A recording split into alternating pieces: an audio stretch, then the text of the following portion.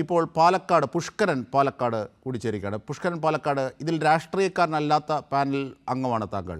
കാരണം ഒരു മുൻ ഹെൽത്ത് ഇൻസ്പെക്ടർ എന്ന നിലയിലാണ് ഞാൻ താങ്കളോട് സമീപിക്കുന്നത്. എന്താണ് ആശമാരുടെ കാര്യത്തിലുള്ള വസ്തുത?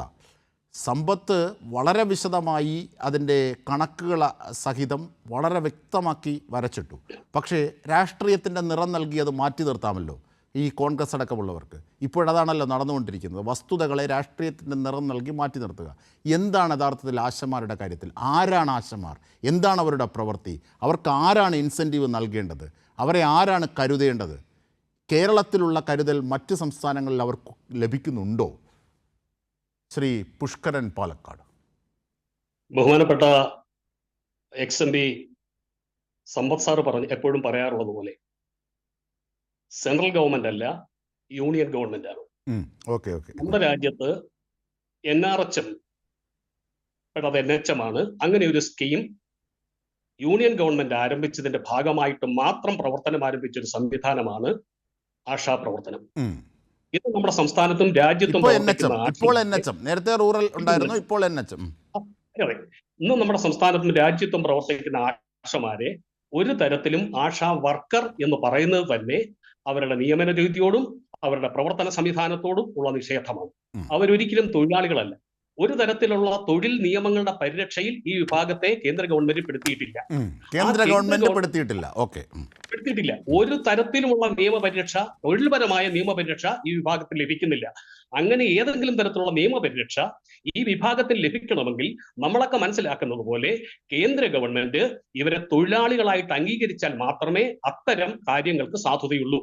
ഇപ്പൊ അവര് വോളണ്ടറി വർക്കേഴ്സാണ്, accredited health activist, social health activist എന്ന പേരിൽ പ്രവർത്തിക്കുന്ന ആശമാര് 2008 പ്രവർത്തനം ആരംഭിക്കുമ്പോൾ അവർക്ക് കേന്ദ്ര ഗവൺമെന്റ് നിശ്ചയിച്ച, കേന്ദ്ര ഗവൺമെന്റ് ഞാൻ തെറ്റായി പറഞ്ഞതിൽ സമ്പത്ത് സാർ ക്ഷമിക്കണം, യൂണിയൻ ഗവൺമെന്റ് നിശ്ചയിച്ച വളരെ നാമമാത്രമായ ഓണററിയും ഇൻസെന്റീവുമായിരുന്നു അവർക്ക് ലഭിച്ചുകൊണ്ടിരുന്നത്. വളരെ നാമമാത്രമാണ്.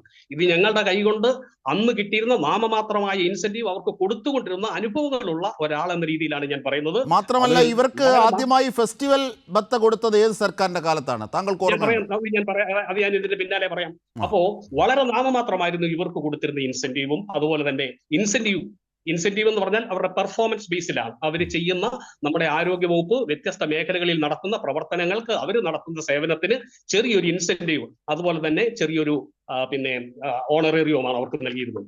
ഈ ഓണറേറിയം 2016 വരെ വെറും 1000 രൂപയായിരുന്നു അവർക്ക് നൽകിയിരുന്നത്. പിന്നീട് വിവിധ ഘട്ടങ്ങളിലായി 2016 ശേഷം വന്ന ഗവൺമെന്റുകൾ, വ്യത്യസ്ത വർഷങ്ങളിലൂടെ വർദ്ധിപ്പിച്ചാണ് ഇപ്പം 7000